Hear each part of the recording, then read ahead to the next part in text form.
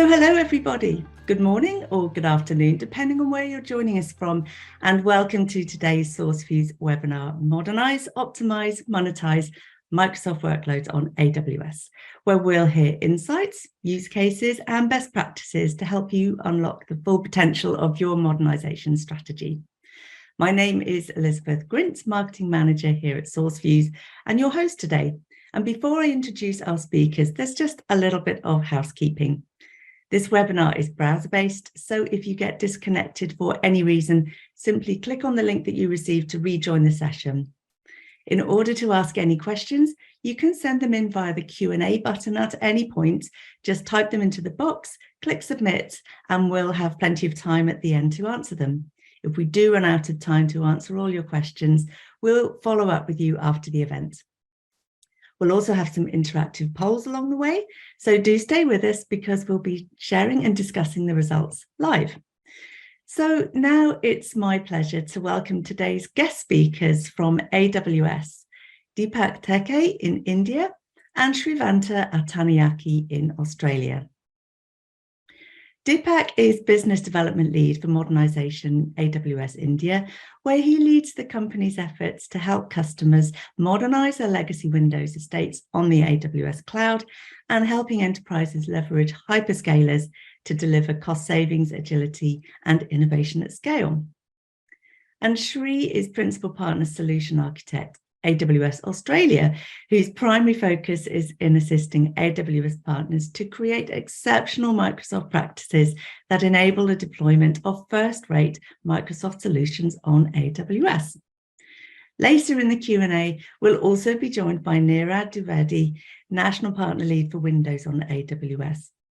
But to kick us off, my colleague Mark Sikora, Head of Sales and Business Development at SourceViews, will tell us a bit about who we are, what we do in relation to today's topic. Mark, over to you.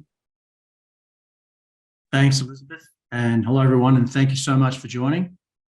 SourceViews, who are we? Well, we're a business that is headquartered in the US, but we operate out of the UK, the US naturally, India, and here in Australia, where I am based, and working with our global team and also our partnership with AWS. So what's our value here? What are we here to do? What can we do? Whether it be modernizing applications, understanding the transitional path that's required and the support that's needed, migration of services to cloud, the understanding again of how it can be done, making that complexity really simple, ease of transition, and migrating complex loads across to cloud environments. That's what we do. And we're a business that is now celebrating our 17th birthday and born in the cloud. So there's a long, deep history of development and skills that have been attained throughout the journey. And we're very excited in the period that we've been operating, and in particular with our recent 17th birthday celebration. It's a business that's very proud. We're a business that, as we say here in this slide, we're all in on AWS. We're deeply committed to our partnership with AWS, and the skills that we've been building over our journey have been very, very important to us. We're a leading AWS Advanced partner. So when we start to talk about some of the subject matter today, and again, making the complex simple here, these skills and attributes that we bring to the table are really, really important because we are the safe pair of hands that customers can trust and be comforted by with the skills that we bring to the table. And these accreditations aren't just badges and stamps. There's naturally a degree of and depth training and understanding of what migrations are, how they're to be performed, and the value that you bring with the expertise that we have. So The AWS partnership and us being all in on AWS is very, very important to us. And when we couple that with the innovation that AWS has brought over the many, many years that they've been operating as the leading hyperscaler globally, there's a lot of depth and capability that we're able to offer. If we can go to the next slide. So I'll introduce Dipak now to take us further.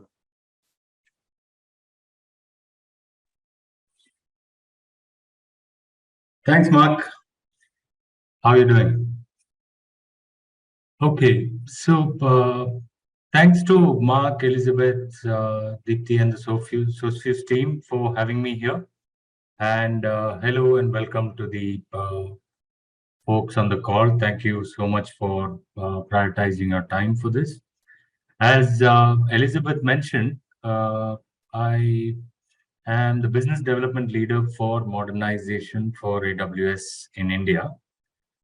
And I have a specific focus on helping customers migrate and modernize their Microsoft-based workloads on the AWS platform. And we'll speak about that in a little bit more detail as we go. But before that, just to give a sense of what is this modernizing Microsoft workloads on AWS.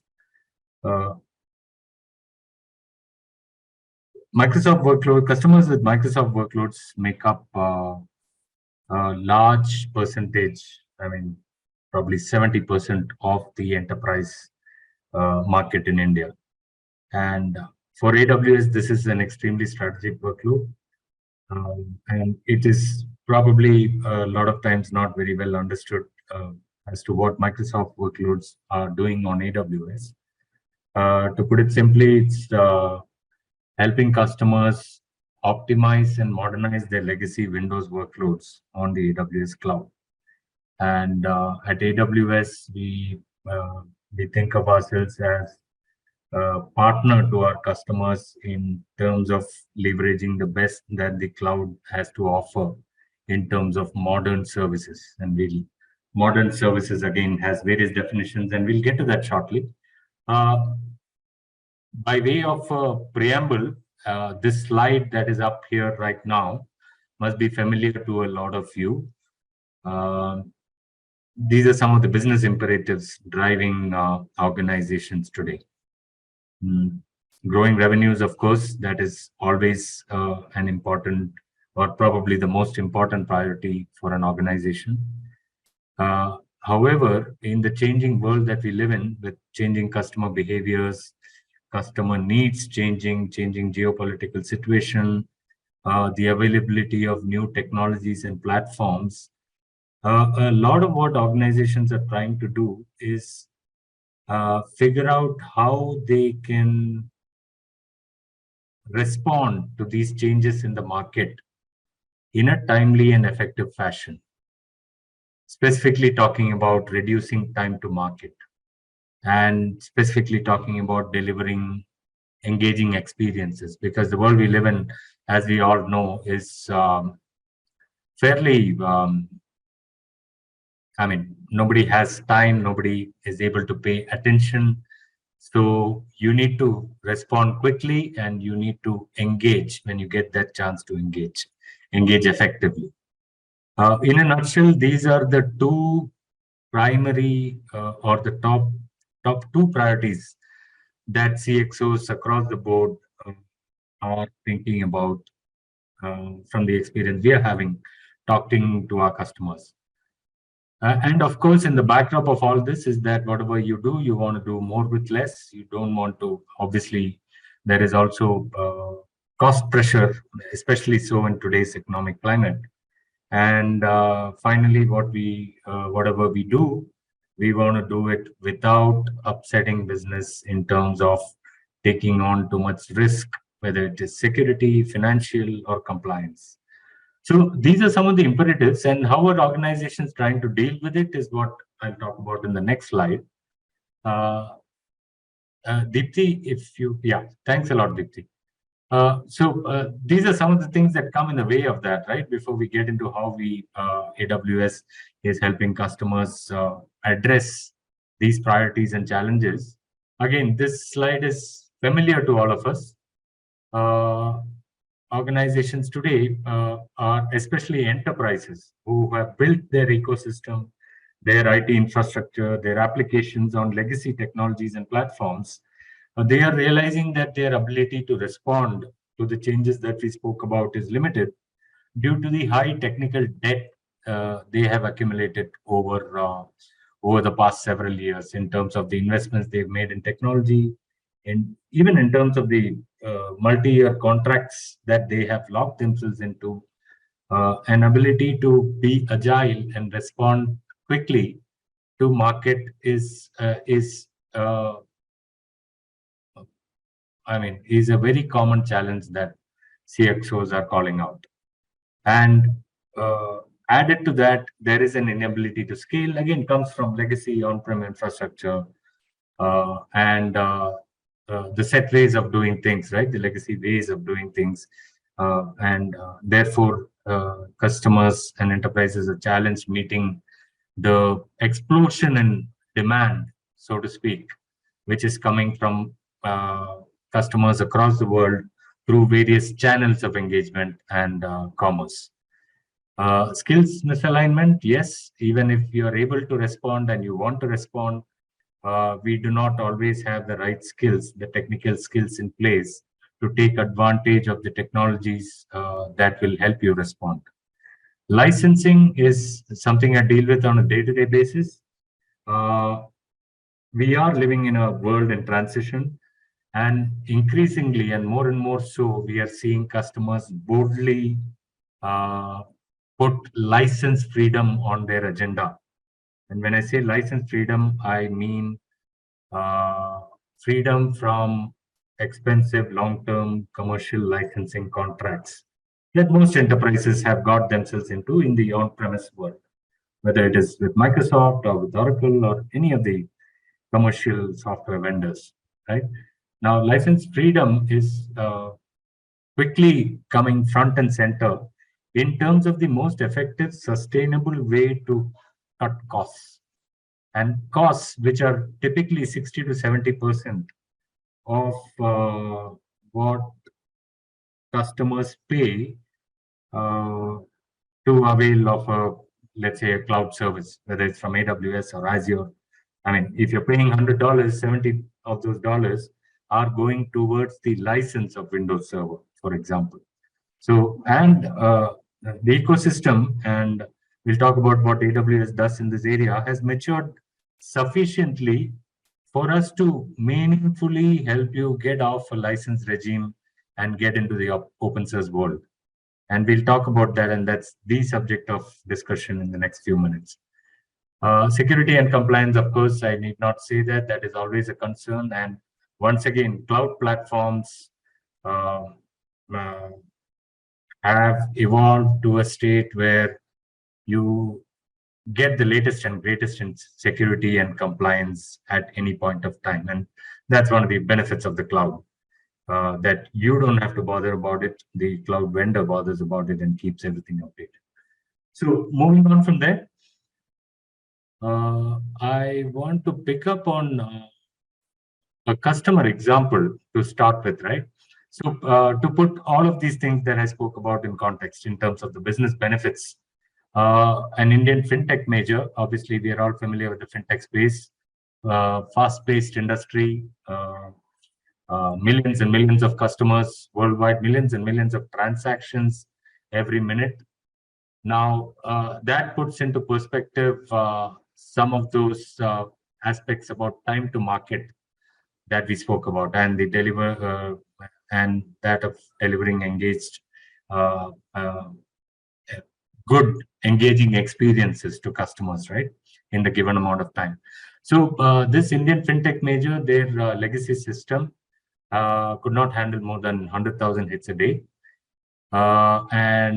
Given the regulatory framework in place, they also had challenges in terms of how they could really achieve that 6 million hits a day that they wanted to achieve. Besides, of course, what you needed to do with your infrastructure and at what cost in order to get to that place. So at a high level, a bunch of things the customer did. And these, what you see in the middle column under solution, are really some of the leading modernization pathways, if I may, customers are adopting in order to achieve the business benefits that we spoke about. Migrating your .NET code into .NET Core and thereby being able to use or leverage Linux containers. Adopting serverless technology through AWS Lambda. Hitting at the one of the big cost elements, which is SQL licensing, and AWS offers any number of cloud native databases for you to choose from, depending on the workload that you're running. This customer migrated SQL databases to PostgreSQL and also achieved improvement in performance, database performance, while reducing cost by up to 1/10 of the cost of a SQL database. They also adopted Amazon DynamoDB, like I said, horses for courses, purpose-built databases that AWS offers. And look at some of those benefits that they have derived out of this modernization initiative. 6 million hits a day, latency reduced from 60 seconds to 15 to 20 milliseconds, 60% reduction in cost through license freedom, all while meeting the compliance standards and requirements of the respective authorities. This is a great example. I mention this example because this is really where the game is at. This is where, I mean, we all know fintech as consumers. This is what is happening. This is what customers like you and me are consuming. And what you see on the right side is what it takes for organizations to deliver what we need in today's world as customers. Which is why, moving on to the next slide, any number of customers are now not just content with lifting and shifting their workloads onto the public cloud. They are actively seeking out ways to modernize their workloads in order to, directly target and achieve some of these benefits that you see on the right. Let's move on to the next slide. Accenture India, a household name for all of us and across the world. Again, without getting into the details, they completely overhauled their on-prem Microsoft-based infrastructure or estate over the past several years, and it's an ongoing process. Accenture is a huge company. Primarily, they embarked on a modernization journey with us, and I will say that Accenture, being a GSI, they are running modernization tracks with Azure, GCP, and any cloud provider worth their salt, because that's the nature of the business they are in. I'm only talking about what Accenture has been doing with AWS. Specifically, as you can well imagine, one of the key items of modernization was getting out of SQL, and they came to AWS for doing that. Given what I spoke about, the range of database options that we support. This is part of what they call the Living in the Cloud initiative. Like I said, customers are not happy to just lift and shift and get to the cloud. They're thinking about living in the cloud, and that includes elements of core elements of modernization and adopting managed cloud native services, which leads to several of those benefits that I have touched upon already. One more customer example before I go into the last segment of my session. Vistara, again, a household name for all of us here in India. It is India's leading full-service airline. It's a joint venture between the Tata Group and Singapore Airlines. This is a company that was born in the AWS cloud. They built out their entire infrastructure on AWS.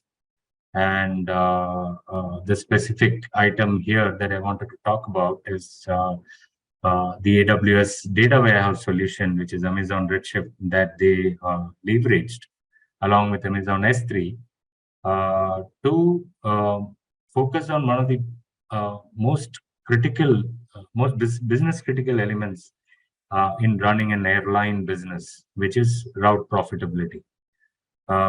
As you can imagine, airlines are running a lot of different routes, and they want each of their routes and each flight that goes in that route on a day-to-day basis to be profitable.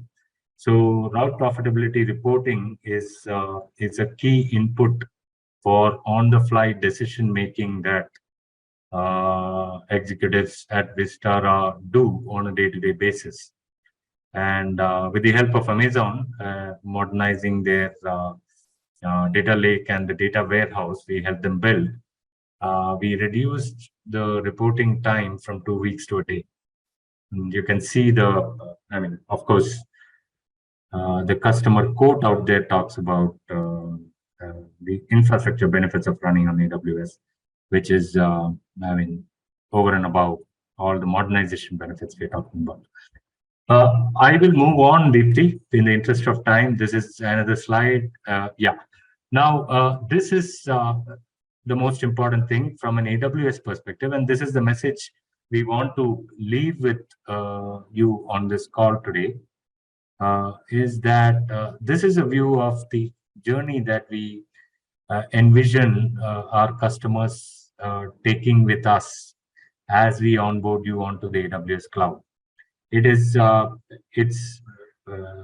composed of several steps, of course, but as you can see, there are two key elements to this, right? There is number one, which is very well understood, and a lot of customers are already leveraging AWS in a big way to reduce total cost of ownership.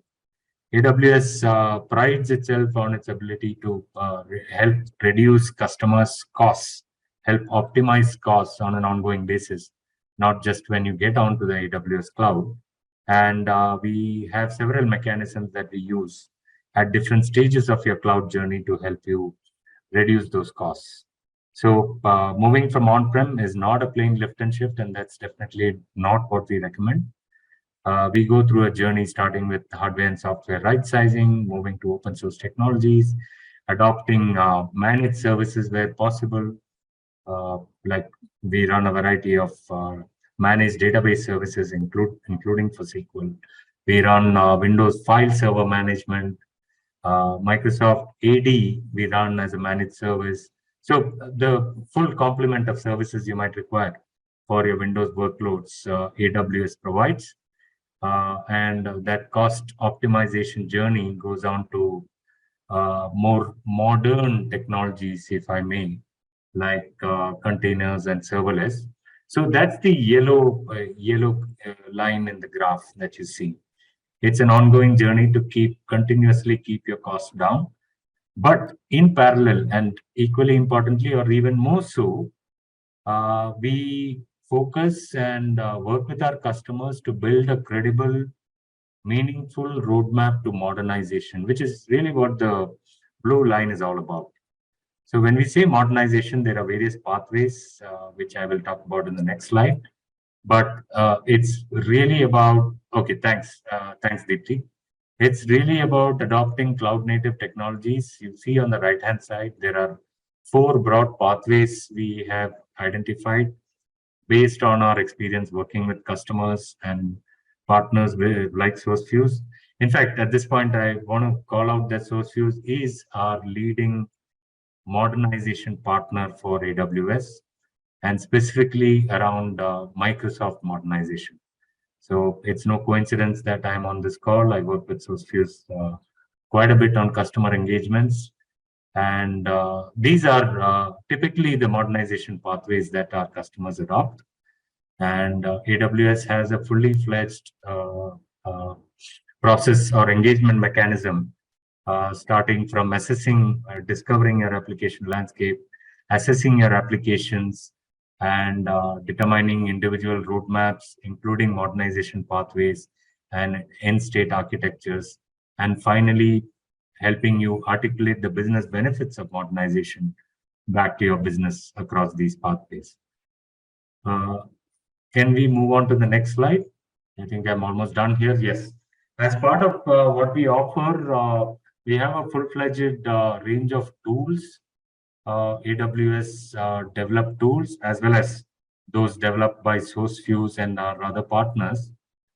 These are just some of them in the area of application modernization. My colleague and friend Sri, I believe, will be talking through one of these tools in more detail. So thanks a lot for that, Sri. Similarly, we do have database modernization tools, which is really the next slide, like schema conversion tool, database migration service. Many of you would have heard of Babelfish, which is something we launched in the recent past, which helps you seamlessly move your SQL databases to Aurora PostgreSQL. With that, Deepti, I think I just have one more slide and I'll be done with that. Not this one, the next one. Yeah, I just want to leave you with this. I mean, how do we make this real for those of you who are interested? AWS conducts what is called experience-based accelerators. This is really about working hand in hand with our customers, helping them start off in a quick and effective manner by picking out a suitable target application or a set of modules for building an MVP. It is typically it takes 5 to 6 weeks, as you can see, including the assessment and the final build of the MVP. The idea is to enable customers to get first-hand experience on how we modernize a given application or a set of modules, and then take that learning to modernize at scale internally. I mean, that you, as a customer, you may do it yourselves, you may engage a partner, or you may even engage AWS professional services. But the idea here is really to help you learn by doing. And we have our SMEs who will get engaged with you over that 5 to 6 week period, including we do this very much along with our partners as well. So feel free to reach out to the SourceFuse team to get in touch and have a deeper conversation around the next steps. Hello everyone, thanks for joining this session. My name is Sriwantha Attanayake. I'm a principal solution architect here at AWS, focusing around Microsoft technologies. Little known fact about AWS is that we are a Microsoft partner itself, right? A lot of Azure revenue that you will see is in fact coming from AWS. Every time when you run a Windows instance on AWS, that get classified as Azure revenue, and they recognize that. So internally, Microsoft partnership is very important for us, same as it is important for Microsoft. And also there's a large team inside AWS. I myself is part of that team inside AWS, helping customers like you to run Microsoft workloads. So in this session, we are going to cover a few things, especially some changes in the market that you need to be aware of, and across the customer engagement that I'm doing, what kind of things that I see with them. I will walk you through a few of modernization tools, how they look like. I'm going to do a couple of demos. We also going to show you some examples around how to integrate with Azure with AWS, so you guys can be comfortable that you can keep using your familiar tools. And then I will show you some cool funding programs available for you to run and do your assessments. So let's get started. Market observations. Microsoft .NET framework, which runs only on Windows, has been in the market for a long time. It's the de facto standard across all the in-house built applications if you are a Microsoft shop. But back in 2016, Microsoft announced a platform called .NET Core that works both on Windows and Linux. Since then, it got so much traction that in 2021, they start calling .NET Core the .NET. So now, if you are referring to anything .NET 6, .NET 7, we are referring to .NET Core. Microsoft also announced in 2019 that .NET 4.8 is the last .NET full framework, which means moving forward, there won't be any new feature releases for that. All the component manufacturers are manufacturing their the PDF converters, chart components on .NET Core, which means that all greenfield projects across the customer base I see is built on .NET Core. And also there's a large, I would say millions of applications that needs to be transferred from .NET full framework into .NET Core or some kind of an open source or cloud native technologies in the coming years. And you may be one of those customers. So if you are delaying this process, let me walk you through some reasons why you should go through this transition process. Number one is the licensing fees. From the time that you decommission Windows and move into .NET Core on Linux, you save roughly about 50% on infrastructure spend.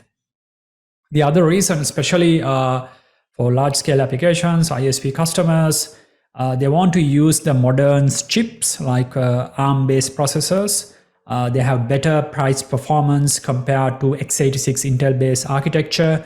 Across the board, if you are using some kind of Apple product, you see these ARM processors is the superstar in their ecosystem.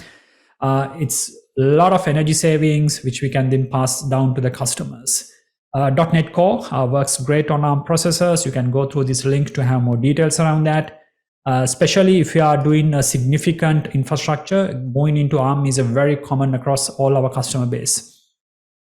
So what's the typical modernization path we see with our customers? And I say this is the typical path, this is not the only path. Usually if you are running like a legacy .NET framework applications, maybe .NET 2, 3.5, 4.5, you first upgrade into .NET 4.8, the last version. This upgrade doesn't necessarily mean that you are going to get the application working on .NET 4.8, but it makes your life easy in the next subsequent migration into .NET Core. The good thing is, this is something you anyway have to do sooner or later. You have to do it because Microsoft is going to sunset .NET 4.8 at some point in time in the future, and you need to have your application running on .NET Core, which is supported version. This is where like partners like SourceFuse can come into picture, especially if you are busy with your roadmap, releasing software. They can work in tandem, in parallel with you to do this migration and get your application code working on .NET Core, so that your application developers can focus more on releasing the features. They usually do a frequent merge to get the application working. And also it's a great way to interact with SourceFuse. A common question that I get frequently asked is, why engage a partner for this job? Why can't we do it by ourselves? Of course you can do it by yourself, but the challenge is that there are a lot of corner points, right? So like finding the right compatible library sometimes is difficult, because SourceFuse has done these kind of modernization again and again and again with multiple customers. They bring that IP to your table, right? So that's the advantage of engaging a partner, especially like if you are in constraints in your budget or timeline, you want to get the application working quickly. SourceFuse resources are great value add. So once you go through this process, typically customers start ditching the expensive Microsoft products like SQL Server, moving to more cloud native solutions. They completely change their architecture. And once you do that, the next thing is going to some kind of a SaaS-based product, right? Especially if you are a customer who is producing software for end users, very likely you have some kind of a SaaS agenda, and SourceFuse can actually help you to build a proper SaaS solution. Especially if you are creating kind of a SaaS solution, you need to think about, hey, how I'm going to estimate the cost of a tenant. What's the pricing mechanism for them? How we are going to scale when you have millions of customers. SourceFuse have done this kind of engagement multiple times, building SaaS products and helping customers to have proper SaaS business models.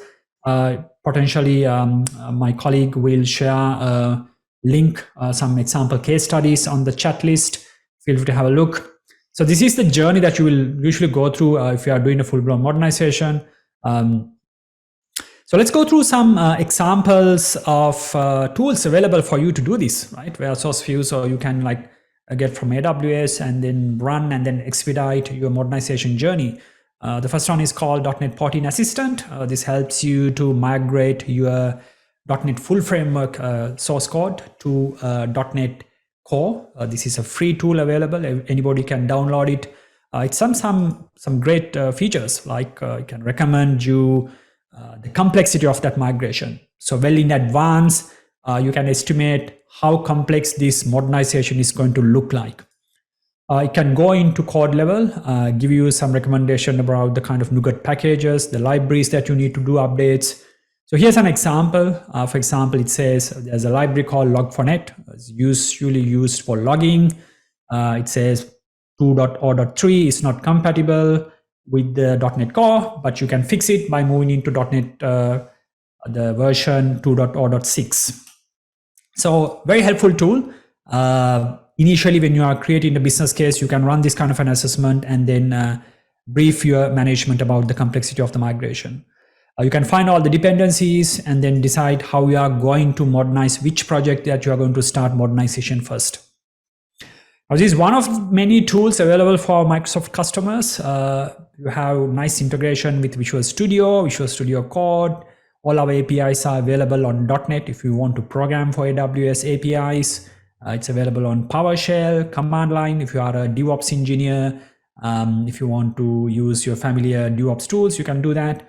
You also have integration with tools like Azure DevOps, right? If your DevOps pipeline is on Azure, we don't want you to use AWS services, keep using your familiar tools, but integrate with the AWS.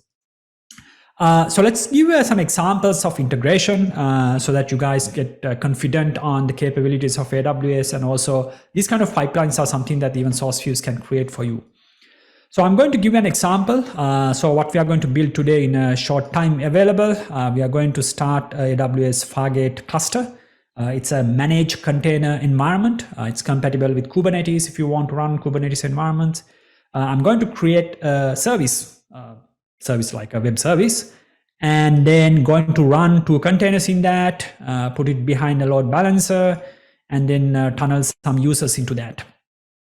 What I'm going to do is to have my ASP.NET applications, which is called the common platform that most of the web development is done, put it into Azure repository, run Azure pipeline, and then using a built agent running on AWS, I'm going to create a container image and then publish into Amazon Elastic Container Service, and then inform Fargate, hey, you have a new image, update it, and then direct users into the new container.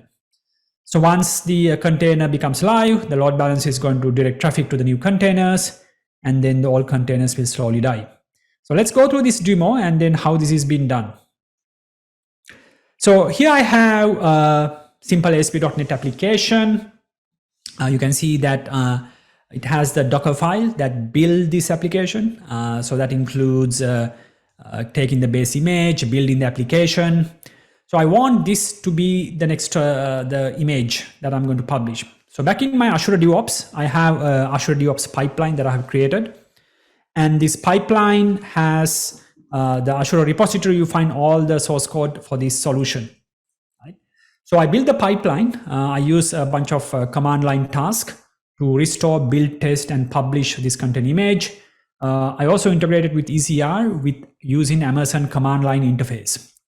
But if you are not into command line kind of building, you can use built-in plugins.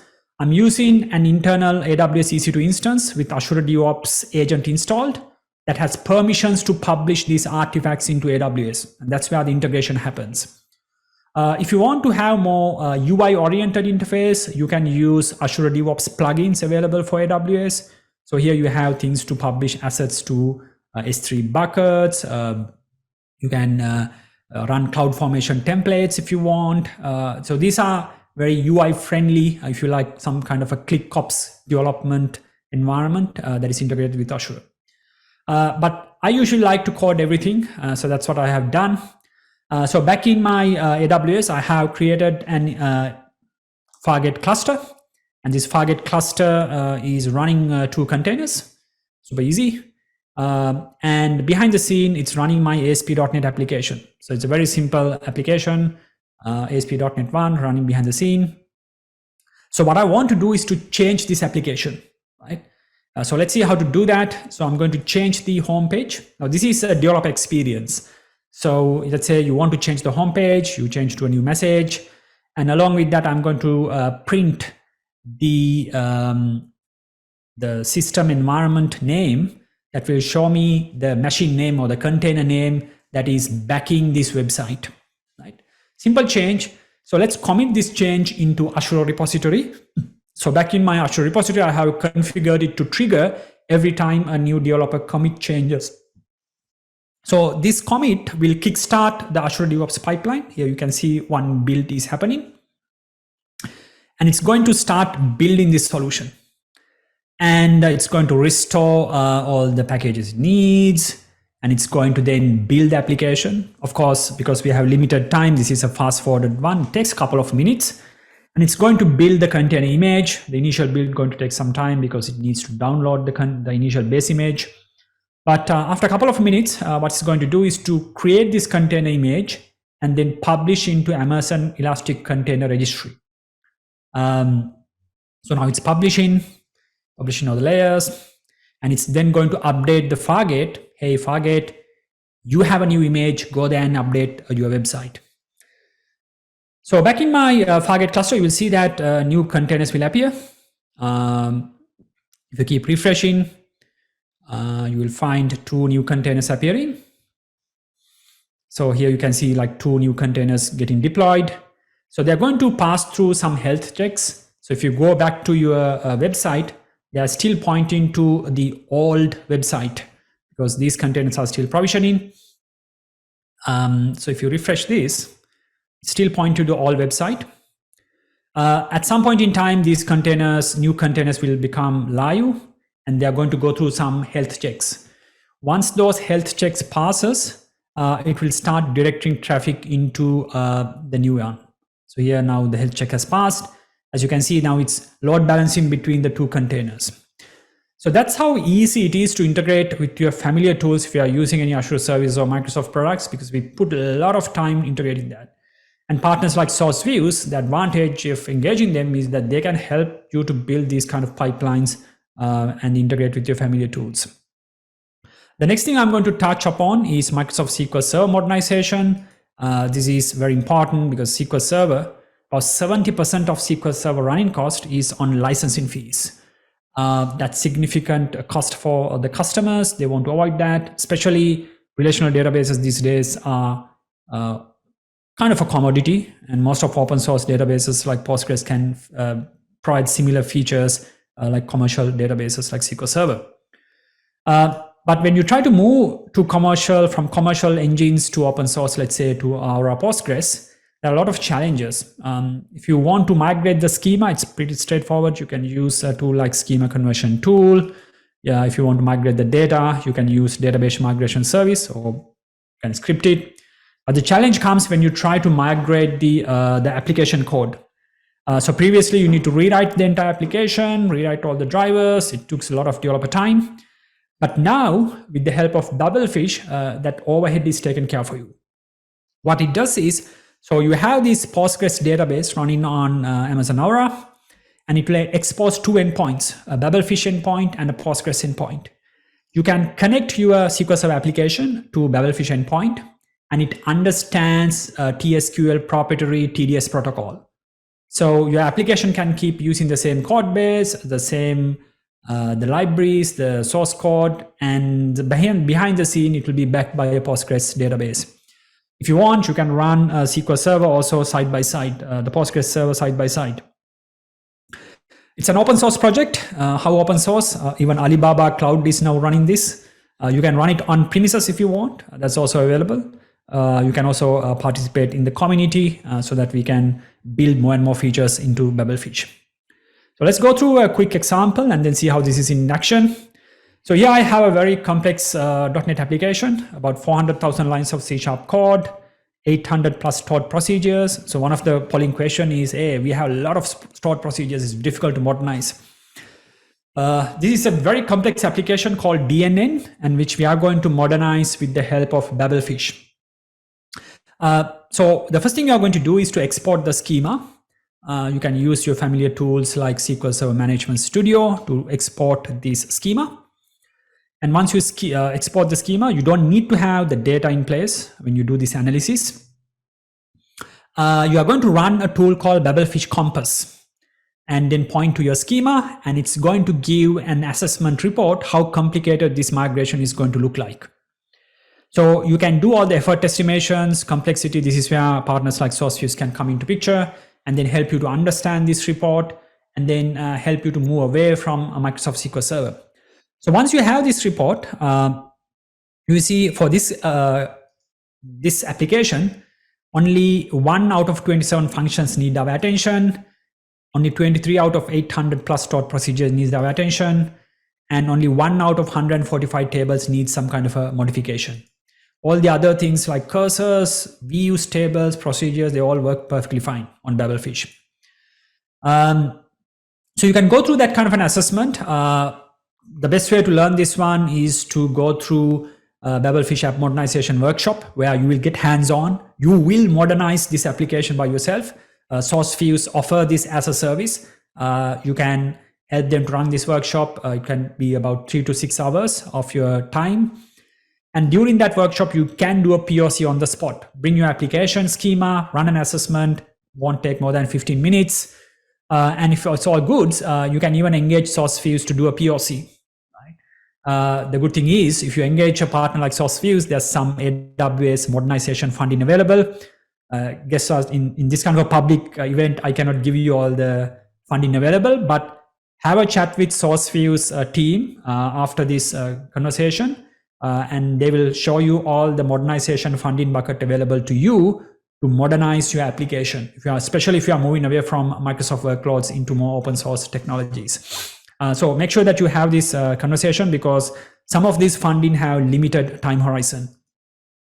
So that's it. I will open the venue for any question and answers. Feel free to be touched on LinkedIn, and then happy to answer any questions.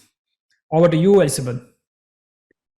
Thank you, Sri. I think we've just got a little time for Mark to join us again. If Mark could come back, we had a case study that we just wanted to mention. Then we'll go on to the Q&A. Please do, everybody, start dropping your questions in to the Q&A box, and we'll take those right after this.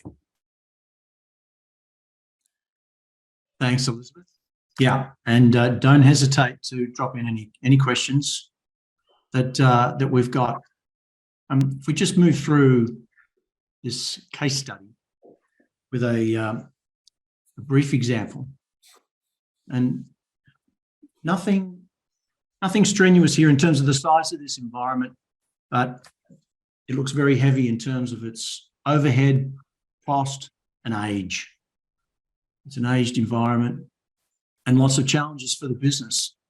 So when you start to walk through all of the aspects that we've heard today and the types of challenges that this customer has, it's a perfect segue into the solution set and what you can actually obtain as a result of modernizing an environment like this. So when you look at the way the historic database is built, and it's a legacy environment, the moment you start to open that up and you get to the Linux instances and you start to open up that API layer, the world of cloud and the power of the cloud environment starts to really take its course.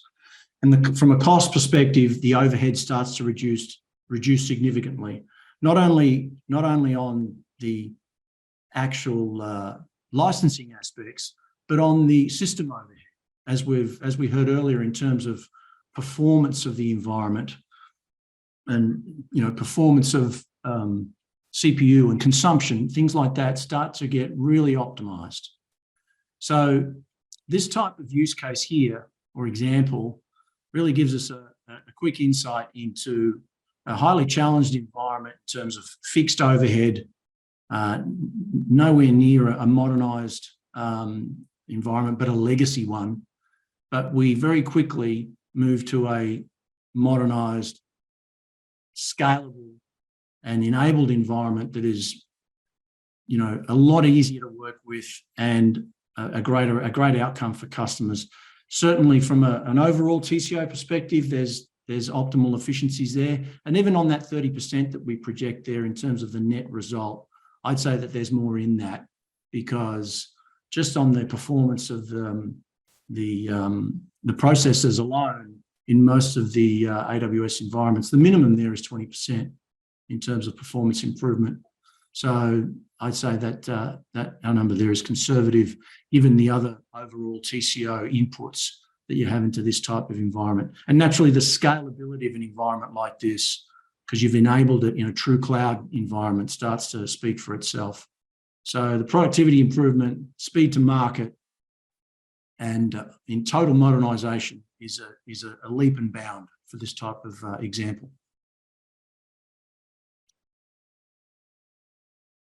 So in terms of what we can do as a result of what we've spoken about today, there's a couple of aspects from an offer perspective.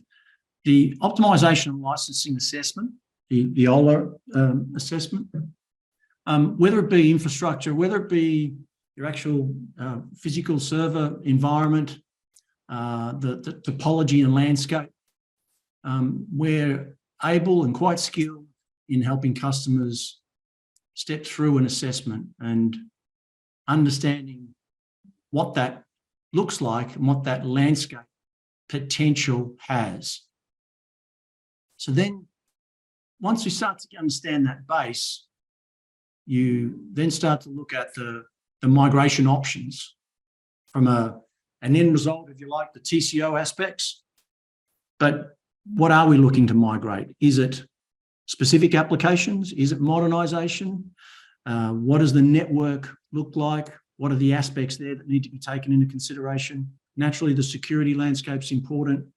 So we start to dig down and drive into the environment piece by piece and make sure that assessment covers those aspects.